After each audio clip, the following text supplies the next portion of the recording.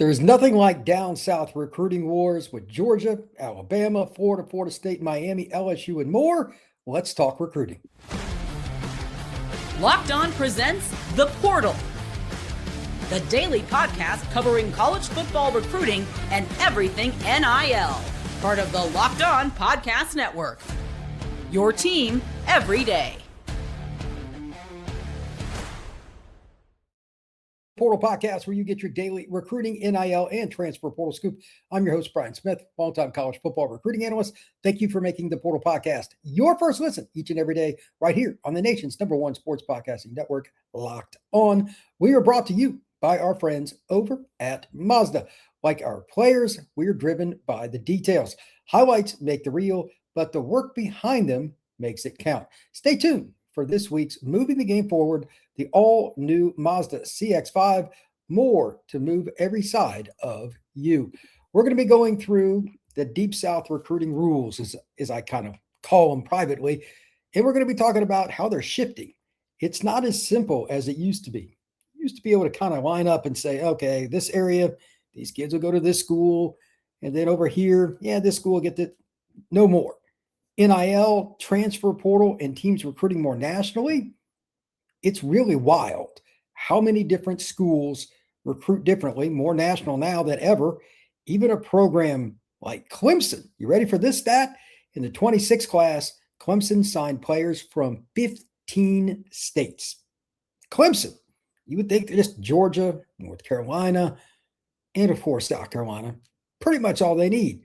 15 states. Recruiting has drastically changed, even down south where talent is abundant. So with that, keep in mind that every program has to adjust. And I want to start with Georgia on that point because it may be the best job in the country for recruiting because the state of Georgia is so good with its high school coaching. The players come into college a little more prepared by and large.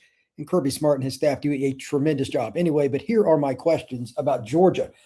Does UGA's unique approach to NIL help or hurt the program long term? Here's what I mean by unique. Georgia is not a program that wants to throw out a lot of money early on in a player's tenure at UGA. I'm not going to go into specifics, but I know of a player that they really want in this next class that they didn't offer even in the stratosphere of what the money was at another school where the kid ended up committing. That's just their approach. They're not going to budge on it. Kirby's worried about the locker room. And to be honest, I absolutely agree with him. There might be an exception every now and then, but overall, most programs, they're going to have to beat Georgia with money because you're not going to outwork them. You're not going to have more cachet than Georgia, especially in-state. And I'll go over the numbers for these schools here in a minute. Or you're not going to be able to just outwork Kirby. He is somebody that enjoys recruiting itself. So I think the unique approach will hurt maybe on signing day with one or two elite players, but how many kids they keep in the program, their ability to keep guys there that want to be part of the Georgia program really isn't going to change. And I think they've adapted pretty well to the NIL era because if you look at the guys that head out during the portal time, it's kids that just aren't playing. And that's fine. You're not always going to make everybody happy because kids want to play. That's fine. Number two, should Georgia recruit more nationally or continue with the local approach? Well, to that end, here's the bottom line with Georgia, and I'll just read off the numbers now. From the 24, 5, and 6 classes, they signed 10, 20, and 17 players inside the Peach State. So that's a grand total of 47 players over the last 3 classes. That's pretty good. That's almost 16 a year. I think they're in a pretty darn good spot. But again, this is the state of Georgia. Per capita, it's the #1 state in the country for players headed to the NFL, and it's a bulk state. Georgia, Florida, California, and Texas are the 4 most prominent states to recruit in terms of national recruiting and programs coming to other states. They're kind of in the perfect spot. So could they recruit a little more nationally? Maybe. But as long as they keep going after the linemen, and for whatever reason, the state of Georgia is the elite with offensive and defensive linemen almost every single year, I don't think it matters much. If you want to go get a quarterback from Texas or California or Massachusetts or whatever, that's fine. But I don't think they should really change their approach. They're one of the very few schools that doesn't have to go nationally. And honestly, they haven't. So good for Georgia. Number 3, does any college football program do a better overall evaluation process than Kirby Smart and the Bulldogs? Probably not. this kind of goes back to the first part of this. Evaluation isn't just how good he is, it's about the off the field, it's about the ability to recruit against Tennessee and Alabama and Georgia Tech and Florida State and Notre Dame and Ohio State and Texas. Are you getting the right fit for your program that's not going to decide, but is going to stay in Athens? Again, I don't think there was really a whole lot that you can knock UGA on in that regard. I think they're about as good as anybody, conservatively top 5. Number 4, what happened to Georgia's depth and can it be fixed? Here's the one problem. They're not quite as deep as they used to be, especially D-line, because the elite kids want to go somewhere and play. This is not Georgia's fault. This is just part of the system. Even if their NIL is similar, if you're not going to play, kids want an opportunity to put film out there so they can get to the NFL. I don't know if you can really fix that very much. It's the one bugaboo for Kirby Smart's squad. If somebody figures that out, please tell me. But again, Kirby doesn't want to overspend just to keep guys on the roster and then tick off other people. Ask those folks at Oklahoma State how that works out, like 1-11 last year. When there are locker room fights about who's making what, it usually doesn't go well. Florida State in 2024, same kind of deal. NIL can cause problems with the locker room, so I think Georgia will mitigate worrying about the depth and kind of continue on and just look at this from a perspective of, you know what, we're really good. Our foundation is good. Let's not mess this up.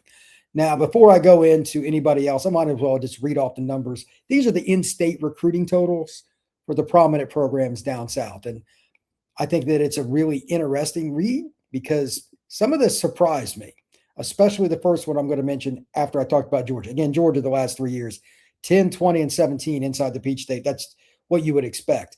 Clemson, though, inside the state of South Carolina over the last 3 classes, 1, 3, and 2. Okay, that's pretty low, but they also recruit a lot in Georgia. In 2024, they got 8 players, but then 3 and 1. Clemson's not done as much. They've had to go further. A lot of the kids in the areas that they want to recruit, Florida and Georgia, those are much higher with NIL than I think Dabo Swinney wants to go into. They have to find kids in a broader stroke. And they, again, signed 15 players, players from 15 states in this past class. That's got to be darn near a record, if not a record for Clemson. That's what like Notre Dame or Stanford would do. And they've got academic restrictions. They got to go more nationally. For Clemson to do that is wild. So we'll come back to Clemson here in a minute. Bama, in-state, 11, 2, and 8. The 2 was the 25 class when Kalen DeBoer and his group probably didn't do a very good job. I know firsthand from somebody that handles a lot of recruits in the state of Alabama, the Alabama staff going into this year, they haven't handled things as well as they should have in-state. I'm going to leave it at that, but they've ruffled some feathers. But they did get 8 kids this past class. We'll see where they end up in the 27 group, but that's probably a little lower. Auburn, 12, 12, and 6. Now, they've got a coaching change with Golish, but Hugh Freeze did a good job of recruiting in-state. They did. If they don't beat Alabama, though, moving forward, and it looks like Bama is starting to shift a little more in-state, that could be a problem for Auburn. LSU, 18, 10, and 10. I'm going to go into depth about their group here in a minute, but there's no reason not to sign at least 10 kids minimum a year from Louisiana. It is loaded. Florida, 8, 12, and 10. I'm surprised it's not a little bit higher than that. Maybe that's one of the reasons Napier is no longer in Gainesville. Florida State, 14, 11, and 17. The numbers are right, but why are they still losing? I'm going to ask that question about Florida State and talk about them in conjunction with Florida a little later on. And then Miami, 15, 13, and 14. They're pretty much, for lack of a better term, Miami's probably the standard in the South of hitting the high marks nationally and doing a good job in your backyard. And of course, Miami, from a location standpoint, is as good as any school in the country. It's in South Florida. So Cristobal and his staff have done a great job. We'll get into that more here in a minute, right here on the Portal Podcast. Today's show is brought to you by our friends over at Mazda, moving the game forward. For those who know, the score never tells the entire story. For me, I think the greatest way to look at this is Mario Cristobal with the Miami Hurricanes. When he first got there, and I was covering Miami at the time, that roster was not anywhere where anybody in the middle of the ACC would want it to be, let alone the Miami Hurricanes. And he put the grind on. He evaluated. He made sure players found the right fit within their program or somewhere else. And he continually grinded with his staff to get the right players to Coral Gables. And it took a time that probably he didn't want it to. It took 3-4 years, but now he's there. That consistency is what got Miami back to relevance. And like that, there's no more of a situation you can compare to what happened with Miami. And all that is the same with Mazda. There's more to these players than the highlights, the early mornings, late night runs, constantly showing up for their squad on and off the field. The all-new Mazda CX-5 moves the same way with more space to connect, bold new design, and more intuitive technology so you can stay connected to the road and every position you play. The all-new Mazda CX-5, more to move every side of you. We are also brought to you by our friends over at FanDuel. Right now, you can check out FanDuel because the tournament is here. We're down to the very end. This is awesome. It's been a great tournament with the upsets and all the buzzer beaters and the bracket busters. We've all kind of went through that. It's nonstop action from tip to final cut down. And right now, FanDuel is giving new customers a way to stay in all the action as long as the tournament's going on. Here's the best part. $300 per day, up to $300 for 10 days over at FanDuel. That means 10 chances to stay involved throughout the entire tournament. You can mix it up however you want to do it. You can do parlays. You could just do player props. You could do game picks. You could do halftime scores, whatever you want to do. Visit FanDuel.com to sign up today. That's FanDuel.com to get in on all the NCAA tournament action. Today is also a reminder of the Everydayer Club. Make sure you check it out in the notes down below. Use code MARCH to get your first month free, the Everydayer Club. All right, let's talk a little bit about some of these teams, again, from a broader perspective. There's a lot of change going on. I want to remind you every time I go into a segment, this is going to be a longer show today because I got so many teams to cover. Change. That's something you should definitely understand. Bama recruits more nationally now. Clemson just signed 15 players, players from 15 states. Florida, they did a decent job in state, but they still fired their coach. So it's not just the numbers where you're at. It's not just NIL. It's not just a transfer portal. It is a lot of things mixed together. It is very convoluted, but it's still changed because it used to be you knew that Florida was going to get about 15 kids in state and sign a top 10 class. Straightforward. It's not as lock, stock, and barrel like that anymore. Here's a stat for you. We'll talk about the big three. Florida State, and Miami now. Over half the players in the state of Florida that are P4 leave the state. Now, part of that's just volume. Its state is massive. Okay, that's fine. But at the top of the board, the top 20 to 30 players, it's a very high propensity to leave the state as well, especially over the last 10 years. That might change a little bit for a couple of reasons. Number one, Cristobal and Miami are doing a good job, especially in South Florida. I'll go over their numbers again here in a second. And John Summerall and his staff are doing a pretty good job too. But that also brings up Mike Norvell and the Knowles. I want to bring this up here because this is weird. Like everything you would think about him in terms of personality, you would do well. And for the record, the last 3 years in state, Florida State signed 14, 11, and 17. 42 players. 42 players. That's 14 a year. That's right where you should be. But they're not having top 10 classes. Why is that? Because Norvell is a very easygoing guy. People enjoy being around him. I've never spoken to anybody. They didn't like his personality. He's not a nice guy, etc. Nobody. Whether it's a recruit, 7-on-7 coach, anybody else in the industry, yet they don't sign top 10 classes. It is one of the biggest conundrums that I've ever seen in recruiting. It's wild. I have no idea why Mike Norvell can't do that. To that end, I also think it's very ironic because now he's on the hot seat and they have made some changes to help. Tim Harris is up at Florida State now. He's the offensive coordinator and he's the receiver coach and he's a great recruiter. Herb Hand comes over from UCF with Gus last year. He should be able to get some guys. We'll see. That's their biggest bugaboos, getting offensive linemen. Their defensive staff has multiple guys that are really good recruiters. But overall, the bottom line is still the same.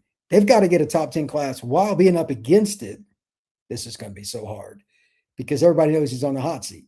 How do you do that? That's very difficult. So number two, what could Florida State do differently? I think they just did part of it and they went and got better coaches to recruit.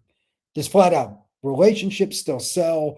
That's important. They've got some NIL and they'll offer pretty good amounts. I know this firsthand, but winning is probably still the biggest thing to cause them some issues until otherwise proven. Number 3, how are Florida State and Florida tied together for the 27 recruiting cycle? And this, for any Florida State fan, is probably the most important part of the show. I think that they're going to battle for numerous recruits, especially the skill guys in Florida, because there are so many. Florida fans want to see them stomp Florida State because Norvell's on the hot seat, and FSU fans want Norvell gone for the most part anyway. And if he doesn't win some battles against the Gators, especially Central Florida, like Orlando kids, Tampa kids, Panhandle, Jacksonville, Ocala, etc., they're going to lose it. So it's really rough. Either way, somebody's going to have a very angry fan base. You got one that just spent a bunch of money on a new coach and another one that wants their coach jettisoned by and large. Watch the Florida versus Florida State battles. I think they're going to be a lot of fun. All right, since we're talking about the state of Florida, we might as well talk about Mario. This is, of course, Katie's. For those of you who come into the chat a lot, Katie's not a big Mario guy, but she is a Mario fan in the sense of the team he roots for because she's a grad. So Miami South Florida recruiting strategy, what is it? Last year, they didn't recruit that many kids in South Florida. This year, they're off to a gangbuster start in South Florida. I think they just do it player by player. From talking to people around the Miami program, one person that's in the program a few years ago, they just want to recruit the best talent. They knew they had to change the roster regardless of where kids were from, and they went national a little bit more early on. Now, they've settled down and they've recruited a little more locally this class, but I think they will adapt year to year. And I've been flat out told they don't care where kids are from. They want elite players. And I know that ruffles some feathers in South Florida, but it's still Miami. It's the local school. So they kind of get away with it, but it is intriguing. Number 2, are the Canes quarterback recruiting efforts hurt by portal quarterbacks? Yes, to a certain degree. I think they have to prove that they're willing to take a quarterback from the high school ranks, develop them, and play them before that's not going to be the case. So it'll be interesting. Davin Davidson and some other kids that they're after, they're in on them. They've got a great chance. Neiman Lawrence, one of the best quarterbacks in the class of 2028. South Florida kids playing at American Heritage, they're in on him. But are they going to make that decision to play for the Canes with how they use the portal? Yet to be determined. It's possible, though, and to be honest, as good as they're playing by using portal quarterbacks, it may not matter. Number 3, does Miami care about in-state recruiting numbers? Well, yes and no. Again, I've been told they didn't care where kids are from, but they also know that their bread is buttered in the Sunshine State. 15, 13, and 14. That's 2024, 5, and 6. The number of players that the Miami Hurricanes have signed from in-state. They'll still go get 10 kids from around the country. A couple kids from Chicago, an Ohio kid from Texas, a kid from Indiana, a kid from California. They recruit everywhere. They kind of cherry pick, though. It's kind of like when Pete Carroll got it rolling at USC, but in reverse.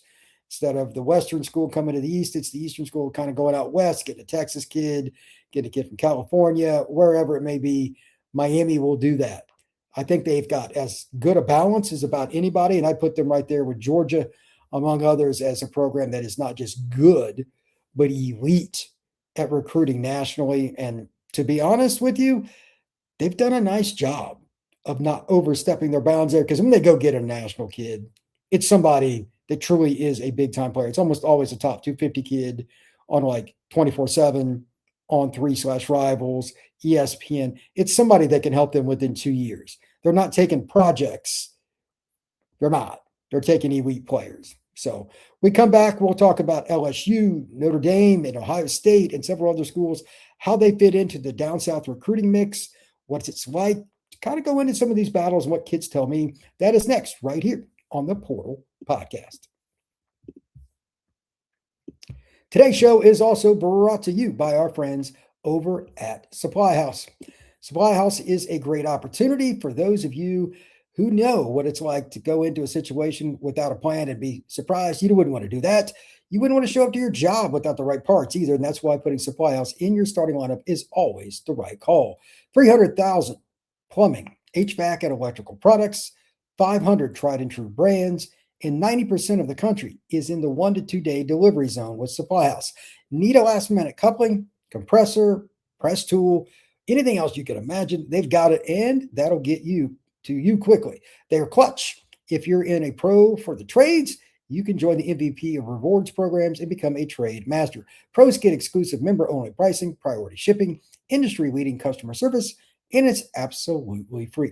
Supply House has the opportunity right here at this address. Visit supplyhouse.com/TN to learn more about becoming a trade master. Use promo code SH5College for 5% off your first order. That's supplyhouse.com, promo code SH5College.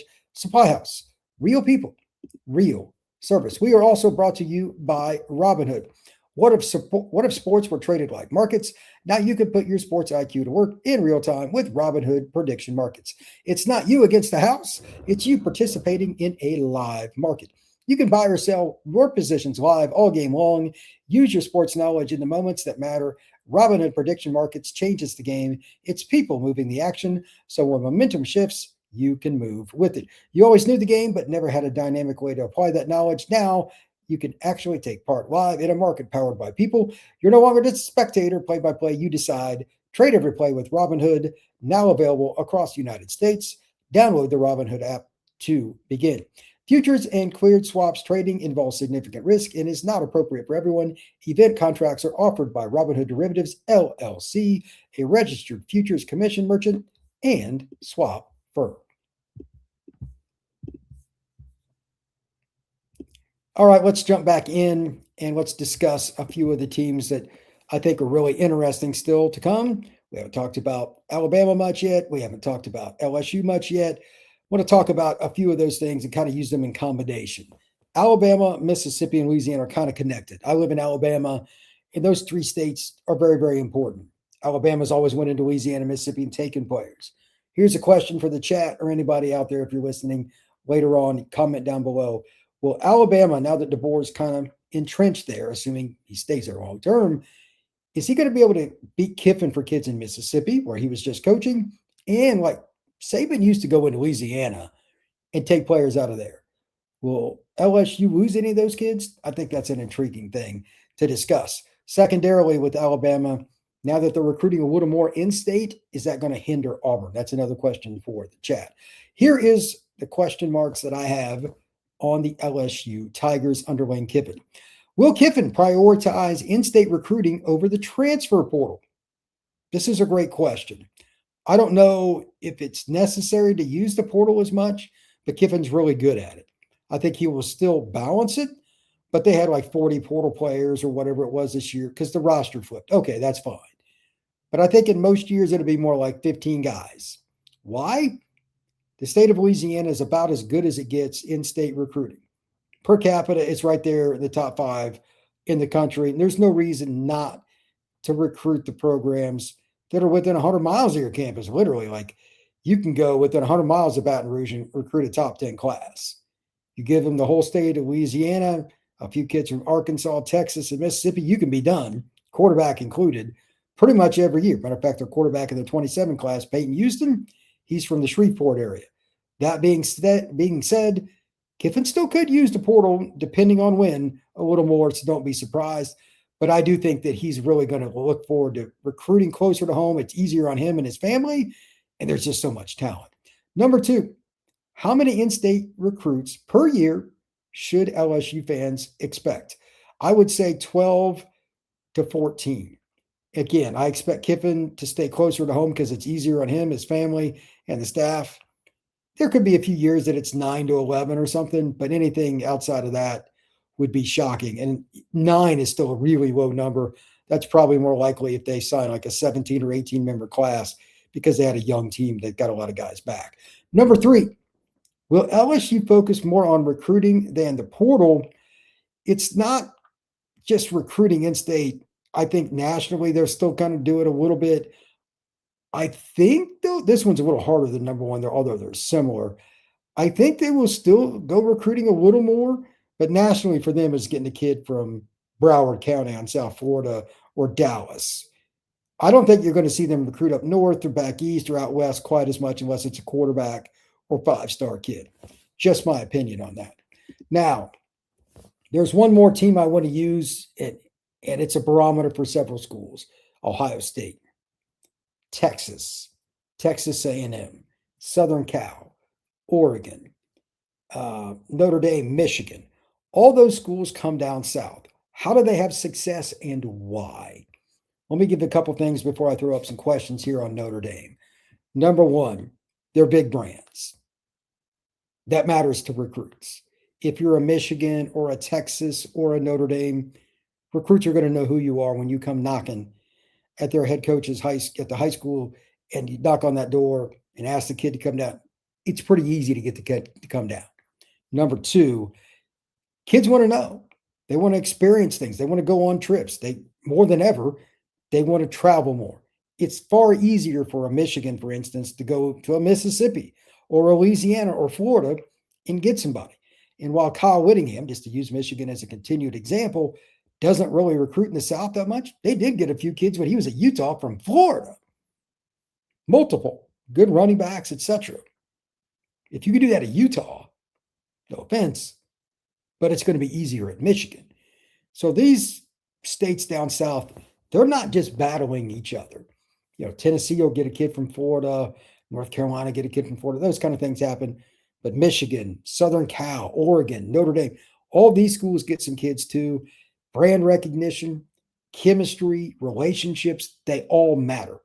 To that end, and again, you could use any school with this, with their head coach, etc. I'm going to use Notre Dame as an example. They recruit a little bit down south, but they're more sporadic because they're academics and stuff. But when they do go down south, they have some success. How important is Marcus Freeman to Notre Dame's down south recruiting? Well, I think it's massive because he enjoys recruiting. He builds relationships not just with the players, but parents, the siblings, the high school coaches, 7-on-7 coaches. He does a good job all around, and he hires people that want to be a part of that process as well. So Marcus Freeman is the engine of Notre Dame's recruiting. Number two, do the Irish focus on specific Southern states to recruit? Not necessarily. It's still more about fit because Notre Dame's probably the most difficult one to pigeonhole here because of their academic profile. But they focused a little more on Texas here recently, and they've had some success. Ironically, Wissington, a running back, Lathan Wissington, just outside of Dallas, about an hour away, down in Waco, where Baylor's at, just committed to the Fighting Irish. But they kind of look at the kids from an academic, social fit, not where they're from. Down south, this has a ton of players, so they got to recruit it. Atlanta area is a focus for them to a certain degree. Tampa to Orlando, that I-4 corridor, they're always in on kids.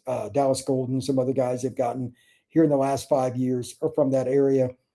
But overall, Notre Dame is an example of just finding the right fit. Michigan's kind of that way to a certain degree too. Is it more about connections or what the Irish offer? This is probably the hardest question. I think it's still more about what the Irish offer.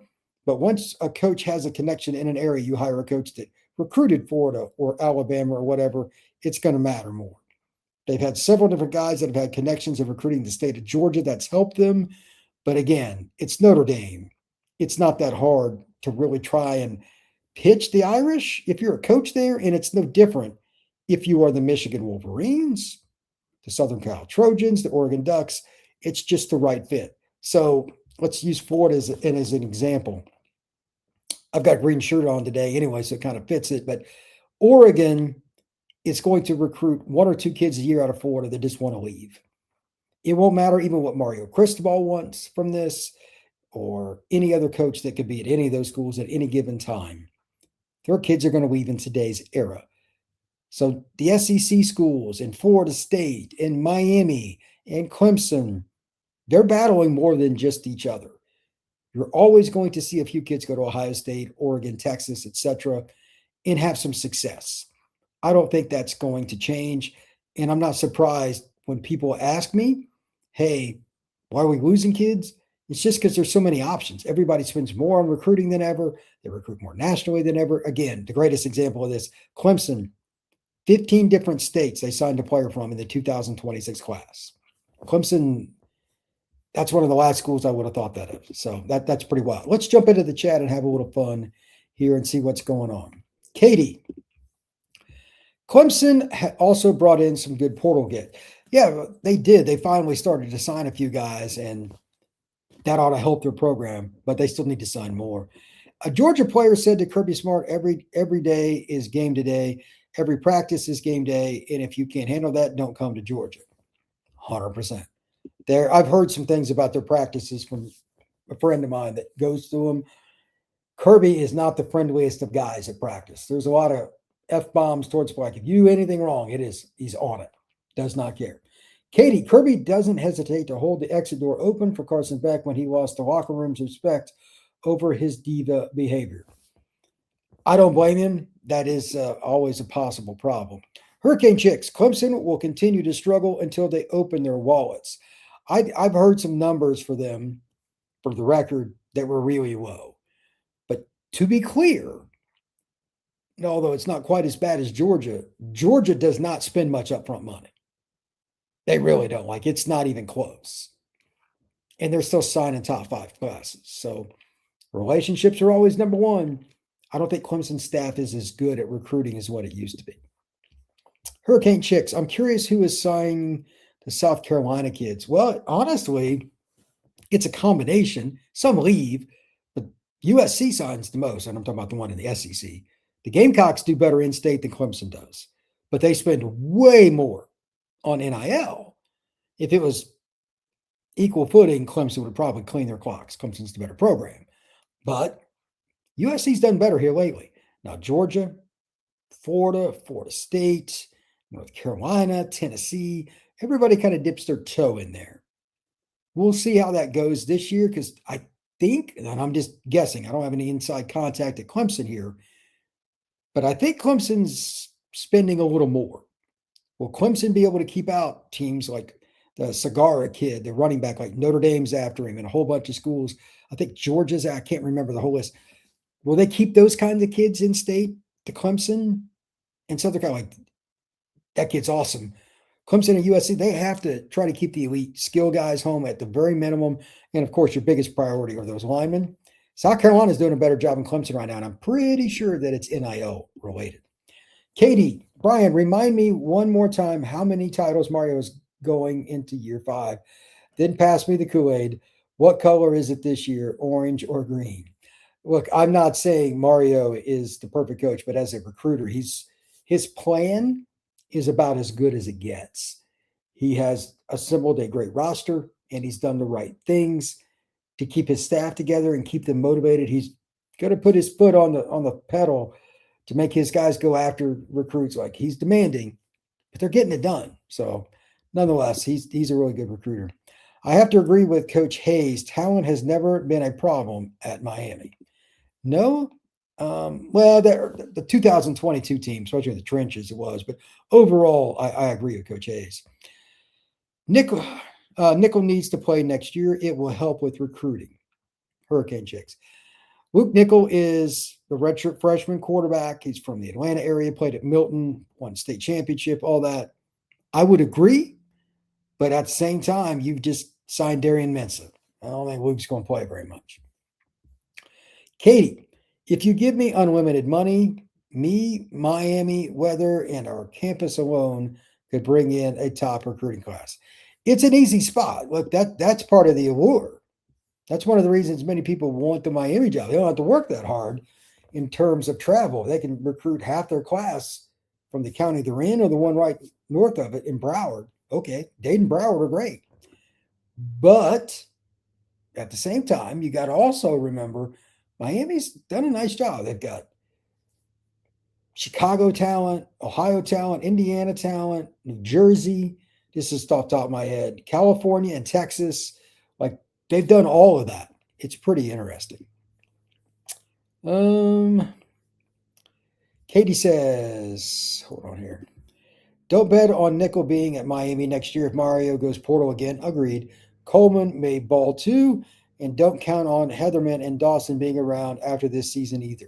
I know Dawson's looking for a job, and I don't blame him. He's ready for a head job. I don't know about Heatherman.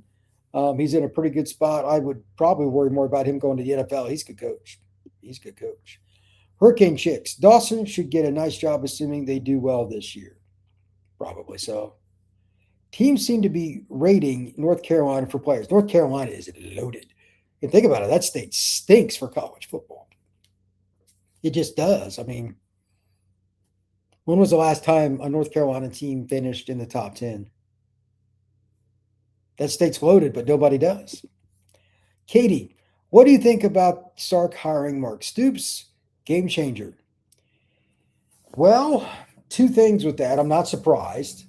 They run a defense that uses three linemen, at least part of the time.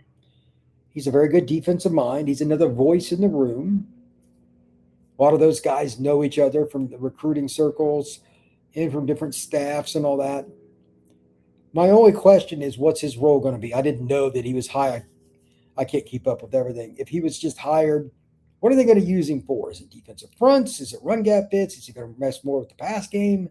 I'm curious, but he can coach defense. It's just he's an albatross to the offenses. Keep him away from that, you'll be all right. Hurricane Chicks. Yes, he can coach defense at a high level. Absolutely. I think that Stoops is a great example of what it's like in college football to just be at the wrong program. Because, like, would he have turned the reins over to an offense coordinator a little easier if he was at a program that just got more talent naturally? Probably. But I digress. There's only so much you can do about that. And to that end, Mark Stoops ended up getting fired, but made a lot of money at Kentucky. And he was a better coach there than a lot of other guys they've had. So congrats to him for that. Thank you very much for checking out the Portal Podcast. I enjoy these kinds of pods, talking about all the things that are going on in the recruiting world. Down south, it is definitely crazy. And there's not a lot that I can possibly bring up that would be more fun for me than talking about down south recruiting. So with that, thank you folks very much. It has been a pleasure. Everybody have a good one. This has been the Portal Podcast.